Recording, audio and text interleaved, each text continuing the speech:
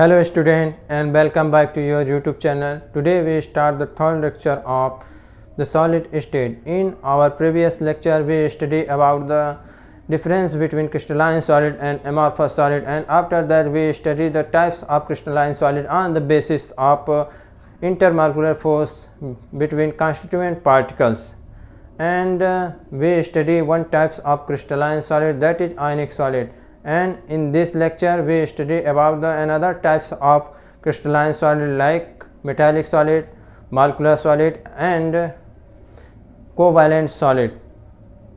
Let us start today's lecture. तो चलिए हम स्टार्ट करते हैं आज का लेक्चर, लेकिन इसके पहले जिन्होंने हमारा फर्स्ट वीडियो नहीं देखा है वो जाके हम नीचे डिस्क्रिप्शन बॉक्स में उसका लिंक दे दिए हैं, आप जाके वो लेक्चर देख लीजिए, जिससे कि आप लोगों को ये लेक्चर हमारा अच्छी तरीके से समझ में आए। तो चलिए हम स्टार्ट करते हैं आज का लेक्चर।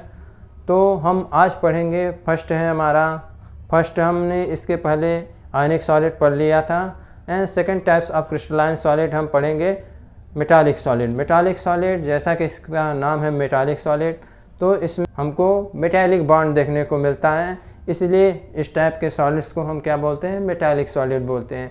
तो आइए देखते हैं आखिर इसमें होता क्या है। तो हम इसके लिए एक लेंगे, क्या आयरन की शीट लेंगे। आयरन की शीट, इसमें क्या होता है आयरन की शीट में कि इसमें आयरन के छोटे छोटे कॉन्स्टिट्यूएंट पार्टिकल्स होते हैं। आप लोगों ने इसके पहले 11th क्लास में पढ़ा है कि जो आयरन होता है, आयरन के आउटर मोस्ट इलेक्ट्रॉनिक कन्फिग्रेशन होता है 3d6 एंड 4s2। और आप यह भी जानते हैं कि जो ट्रांजिशन मेटल्स होते हैं उनके जो आउटर शेल्स के अलावा जो डी ऑर्बिटल का इलेक्ट्रॉन होता है वो भी बॉन्ड फॉर्मेशन में पार्टिसिपेट करता है। तो इसमें हम देखते हैं कि आयरन के चारों तरफ होते हैं वो 8 इलेक्ट्रॉन्स होते हैं बॉन्ड फॉर्मेशन के लिए। टोटल 8 इलेक्ट्रॉन होते हैं, 4 5 6 7 एंड 8। ये सब तो आप क्लास 11th में पढ़ चुके हैं कि आयरन है, आयरन के चारों तरफ 8 इलेक्ट्रॉन होते हैं बॉन्ड फॉर्मेशन के लिए। इसमें हम एक नया टर्म जोड़ते हैं, कर्नल।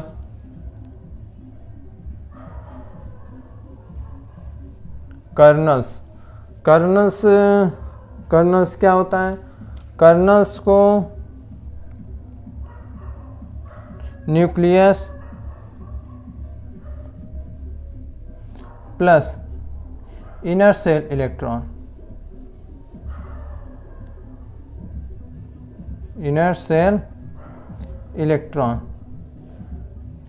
इनको बोलते हैं हम कर्नल्स। जो न्यूक्लियस होता है प्लस इनर सेल इलेक्ट्रॉन, जिसको हम बोलेंगे कर्नल।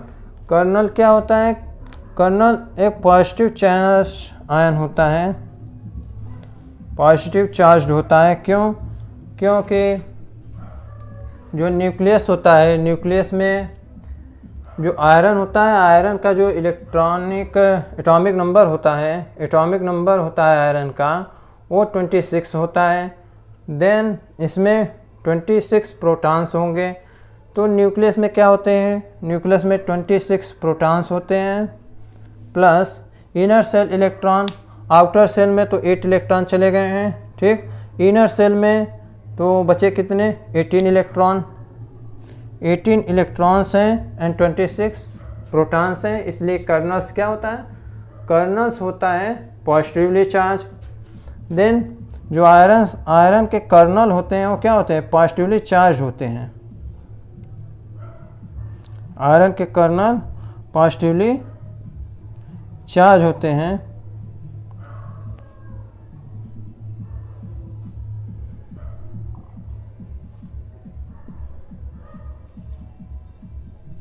ठीक।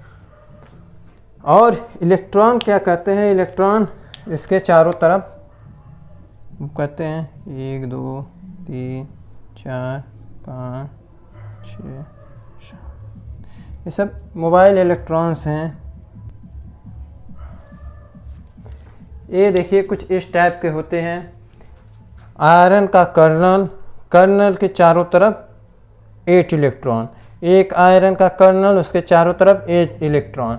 इसी प्रकार पूरे एटम्स में आयरन के पूरे सीट में क्या होंगे, बहुत छोटे छोटे एटम होते हैं। जितना हम बना सकते थे उतना बना दिए, लेकिन ये रियल में इससे बहुत ज़्यादा होते हैं। ठीक, ये इलेक्ट्रॉन आप देख रहे हैं जैसे पानी की तरह लग रहा है, एकदम पानी की तरह बहुत सारे इलेक्ट्रॉन रहेंगे, इसलिए इसको हम बोलते हैं she of electron, she of electron. और इसमें जो कर्नल होता है ऐसा लगता है कि इस सी ऑफ इलेक्ट्रॉन में डूबा हुआ है। ठीक, एक प्रकार से इमर्स होता है इन इलेक्ट्रॉन में कर्नल। और क्या होता है कि जो कर्नल होता है पॉजिटिवली चार्ज होता है, इलेक्ट्रॉन नेगेटिव चार्ज होता है, तो इन के बीच में क्या होता है, एक अट्रैक्शन होता है। इसे ये इलेक्ट्रॉन इस कर्नल को बाउंड किया है, ये इलेक्ट्रॉन इस कर्नल को बाउंड किया है, एक कर्नल इस इलेक्ट्रॉन से बाउंड है। इसी प्रकार सभी कर्नल इलेक्ट्रॉन से बाउंड होते हैं और इलेक्ट्रॉन सभी कर्नल से बाउंड होते हैं। तो ऐसे जो बॉन्ड बनता है इन दोनों के बीच में, इन दोनों के अट्रैक्शन से, उसी को हम बोलते हैं मेटालिक बॉन्ड। ठीक, इस प्रकार से हमारा जो मेटालिक सॉलिड होता है वो अरेंज्ड होता है। तो आइए देखते हैं इसके डिफिनीशन के बारे में एंड हम इसकी प्रॉपर्टीज़ देख लेते हैं मेटालिक सॉलिड्स की। तो आइए देखते हैं। जैसा कि metallic solids, in metallic solid the constituent particles are positively charge metal ion. ठीक, जो मेटालिक सॉलिड्स में कॉन्स्टिट्यूएंट पार्टिकल होते हैं, पहला क्या होता है, positively charge ions, positively charge metal ions, उसी को हम क्या बोलते हैं, कर्नल्स। कर्नल्स जैसा कि हमने पढ़ा, इसे किसको क्या होता है, कर्नल किसको कहते हैं, nucleus plus inner shell electrons को। ठीक, immersed in a sea of mobile electron. ठीक, ये इमर्स्ड होते हैं किसमें, सी ऑफ मोबाइल इलेक्ट्रॉन में, जैसा कि हमने यहाँ देखा। ठीक, इमर्स्ड मतलब डूबा हुआ, ऐसा प्रतीत होता है कि ये इस सी ऑफ इलेक्ट्रॉन में डूबे हुए हैं। ठीक, वही लिखा हुआ है। जो positive ions are held together by the electrical attraction arising due to delocalization of mobile electron. जो मोबाइल इलेक्ट्रॉन्स होता है, डिलोकलाइज्ड मोबाइल इलेक्ट्रॉन होता है वो, और जो पॉजिटिवली आयन होता है वो एक दूसरे से बंधे होते हैं एक अट्रैक्शन फोर्स के कारण। ठीक, the force that holds the metal ions together the crystal is called metallic bond. जो जिस फोर्स से positive kernels and delocalized electron bound होते हैं उसे हम क्या बोलते हैं, मेटालिक बॉन्ड। तो आइए देख लेते हैं कुछ प्रॉपर्टीज़ हैं मेटल्स की। उसमें क्या है, फर्स्ट प्रॉपर्टी है some metals are hard and some metals are soft. इसमें से कुछ मेटल्स क्या होते हैं, हार्ड होते हैं, कुछ सॉफ्ट भी होते हैं। जैसा कि क्या होता है, सोडियम, सोडियम को आप हाथ में लेते हैं और तुरंत गायब हो जाता है, इतना सॉफ्ट होता है। और जो हार्ड मेटल्स होते हैं जैसे आयरन हुआ, कॉपर, ये सब हार्ड मेटल होते हैं। एंड बहुत सारे और भी मेटल्स होते हैं जो हार्ड होते हैं। सेकेंड है they are malleable and ductiles. Malleable and ductiles, ये जो मेटालिक सॉलिड होते हैं मेलेबल भी होते हैं, डक्टाइल्स भी होते हैं। इसके द्वारा पतले पतले तार भी बनाए जा सकते हैं और एंड सीट भी बनाई जाती है इससे। इसको पीट पीट कर क्या बनाते हैं हम लोग, मेटल्स, जैसे कि क्या होता है, आयरन की सीट हुआ। थर्ड है they are good conductor of heat and electricity. ये जो मेटालिक सॉलिड होते हैं वो बहुत अच्छे कंडक्टर होते हैं हीट एंड इलेक्ट्रिसिटी के। क्यों, क्योंकि इसमें बहुत सारे फ्री इलेक्ट्रॉन्स होते हैं जैसा कि आप देख रहे हैं। तो ये इसलिए क्या होता है, ये मूवेबल रहता है, इसलिए जो मेटल्स होते हैं ये बहुत ही अच्छे कंडक्टर होते हैं हीट एंड इलेक्ट्रिसिटी के। एंड फोर्थ है they have lustre and sonorous property. ये चमकीले भी होते हैं, लस्टर होते हैं तथा सोनोरस प्रॉपर्टी शो करते हैं। सोनोरस प्रॉपर्टी क्या होता है? जब हम घंटे को बजाते हैं, घंटी आपने देखा होगा, जब हम उसको बजाते हैं तो उसमें टन की आवाज़ आती है, इसी प्रॉपर्टी को हम बोलते हैं सोनोरस। ठीक, तो जो मेटल्स होते हैं वो सोनोरस प्रॉपर्टी भी शो करते हैं। तो अब हम इसके बाद, ये तो था मेटालिक सॉलिड, अब हम इसके बाद पढ़ेंगे कोवैलेंट सॉलिड। ये देखते हैं थर्ड टाइप्स के क्रिस्टलाइन सॉलिड्स के बारे में, जो है कोवैलेंट सॉलिड। जैसा कि इसका नाम है कोवैलेंट सॉलिड, तो ऐसे सॉलिड जिसके कॉन्स्टिट्यूएंट पार्टिकल्स के बीच किया बनता है covalent bond by sharing of electron. Third crystalline solid covalent और network solids. In covalent solids, the constituent particles are atoms which are held together by covalent bonds।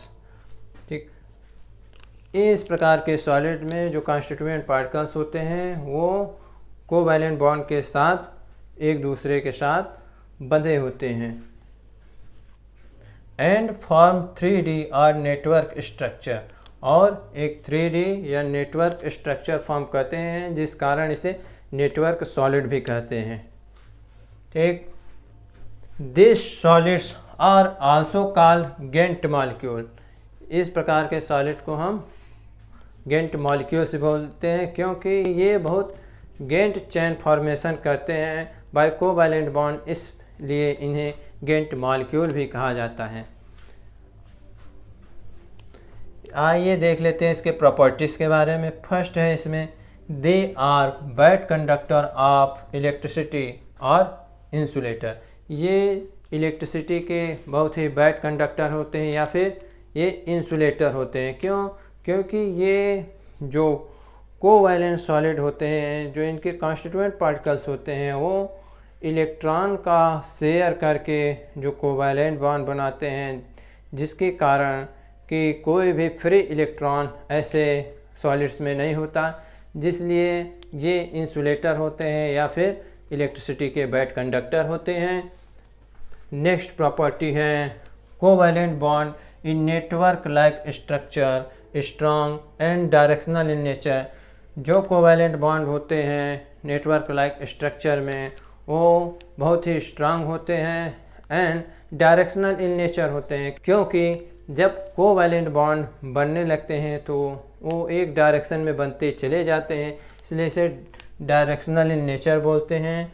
Their for atoms are held very strongly, जिसके कारण जो atoms होते हैं वो बहुत strongly बंधे होते हैं एक दूसरे से एट दियर पोजीशन।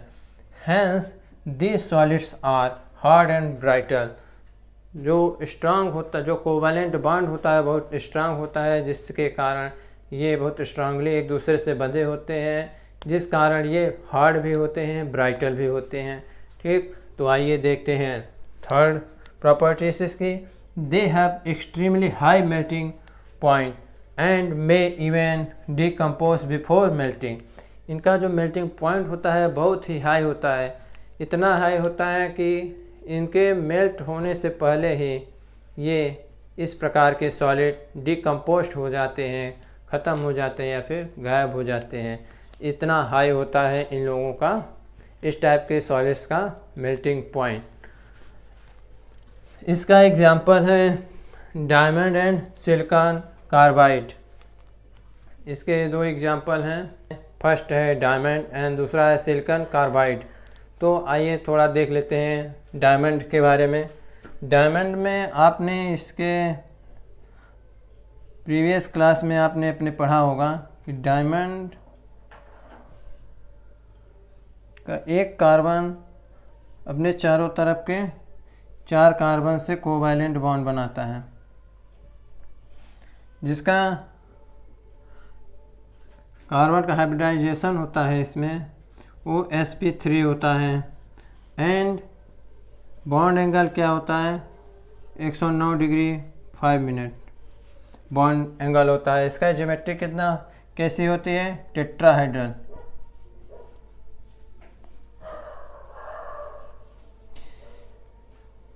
इस प्रकार डायमंड में कार्बन का अरेंजमेंट होता है कि एक कार्बन 4 कार्बन से अटैच होता है। इसमें हर एक कार्बन के पास क्या होता है कि कोवैलेंट बॉन्ड, एक कार्बन 4 कोवैलेंट बॉन्ड बनाता है, जिसके कारण इसमें कोई भी फ्री इलेक्ट्रॉन नहीं रहता। कोई भी फ्री इलेक्ट्रॉन किसी भी कार्बन के पास नहीं रहता, जिस कारण यह एक इंसुलेटर होता है। ये बहुत ही बैड कंडक्टर होता है and it is also called hardest substance in the earth. ये बहुत ही हार्ड होता है एंड ब्राइटल होता है। तो ये था कोवैलेंट सॉलिड। अब इसमें हम एक स्पेशल केस है कोवैलेंट सॉलिड के बारे में, जिसको अब हम पढ़ेंगे, जो है graphite. Now we discuss about the special case of covalent solid. Generally, covalent solids are hard and bad conductor of electricity or insulator. But in case of graphite, graphite is soft covalent solid and it is good conductor of electricity due to its special types of arrangement of constituent particles in graphite. तो चलिए देखते हैं graphite के arrangement के बारे में तथा graphite का स्ट्रक्चर किस प्रकार होता है। ग्रेफाइट का स्ट्रक्चर कुछ इस प्रकार होता है कि ग्रेफाइट का एक कार्बन जो होता है वो सेम लेयर के किन्हीं 3 कार्बन से क्या होता है, अटैच होता है, तथा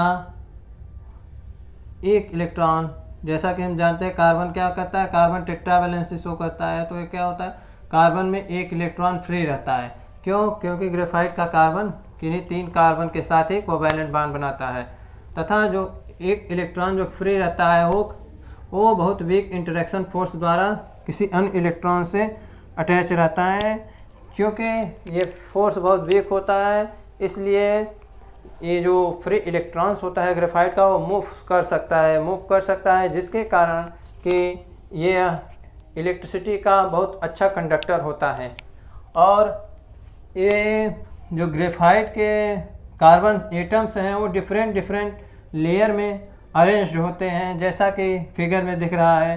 एक लेयर ये है कार्बन का, एक ये है, एक ये है। इस प्रकार से ये देखने में लगेगा कि सैंडविच लाइक स्ट्रक्चर होता है ग्रेफाइट का, और ये डिफरेंट लेयर्स में अरेंज्ड होता है। जो 2 लेयर्स के बीच का डिस्टेंस होता है ग्रेफाइट का वो 340 पिकोमीटर होता है, 340 पिकोमीटर होता है, जो कि डायमंड में जो कार्बन एटम के बीच का डिफरेंट होता है वो 154 पिकोमीटर होता है, जिससे जो ग्रेफाइट का 2 लेयर्स के बीच का डिस्टेंस होता है वो काफ़ी ज़्यादा होता है, जिसके कारण ग्रेफाइट एक सॉफ्ट कोवैलेंट सॉलिड है। और जो डायमंड है, डायमंड का जो डिस्टेंस है 2 कार्बन एटम के बीच का वो बहुत कम होता है, जिसके कारण वो काफ़ी हार्ड सॉलिड होता है। तो ये था इसका rearrangement.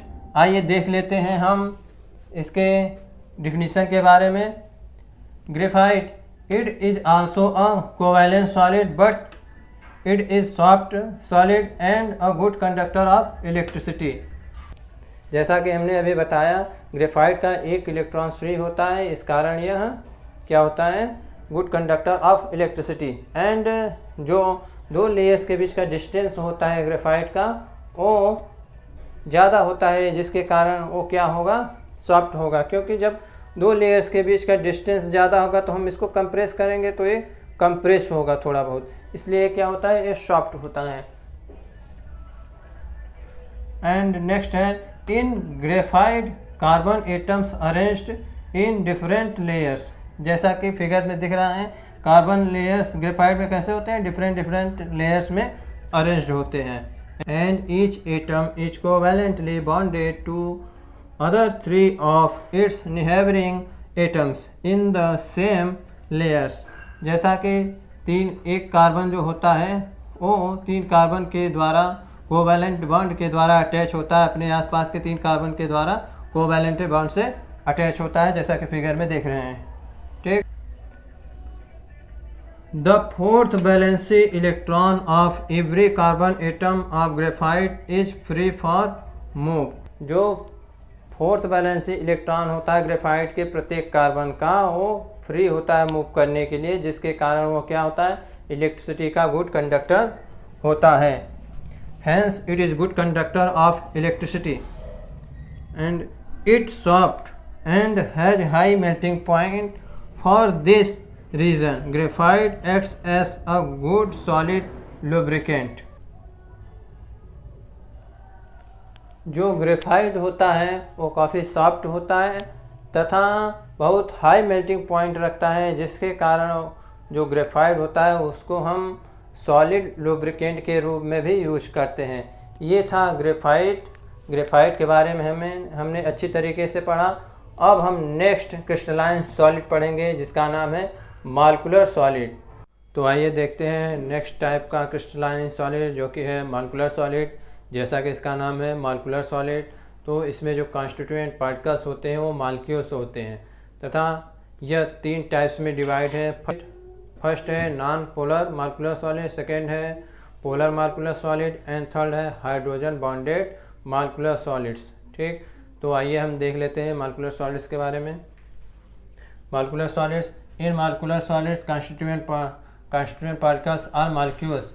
These are again classified as non-polar, polar and hydrogen bonded solids on the basis of types of forces existing between the molecules. इसमें मॉलिक्यूल्स के बीच में जो फोर्स एग्जिस्ट करता है उसके कारण यह 3 टाइप्स में डिवाइड है. फर्स्ट है नॉन पोलर, सेकेंड है पोलर एंड थर्ड है हाइड्रोजन बॉन्डेड मॉलिक्यूलर सॉलिड. और तो आइए देखते हैं first non polar molecular solids. Constituent particles in the solids are either atoms like noble gas, argon and helium, or the molecules formed by non-polar covalent bonds like H2, Cl2 and I2 are held together by weak dispersion force or London force, and they are soft and bad conductor of electricity. तो non polar solid ऐसे solids होते हैं जिसमें या तो constituent particle atoms होते हैं या तो फिर नॉन पोलर कोवैलेंट बॉन्ड द्वारा बने हुए molecule like Cl2, H2 and I2. ये ऐसे सॉलिड्स को हम पोलर सॉलिड्स बोलते हैं तथा ये जनरली नॉर्मल टेम्परेचर पे ये गैसियस नेचर में, गैसियस स्टेट में होते हैं तथा इसको हम काफ़ी प्रेशर लगाने पे तथा टेम्परेचर को बहुत कम करने पे ही हमको ऐसे सॉलिड दिखाई देते हैं. फॉर एग्ज़ाम्पल जैसे कि H2 ले लेते हैं. H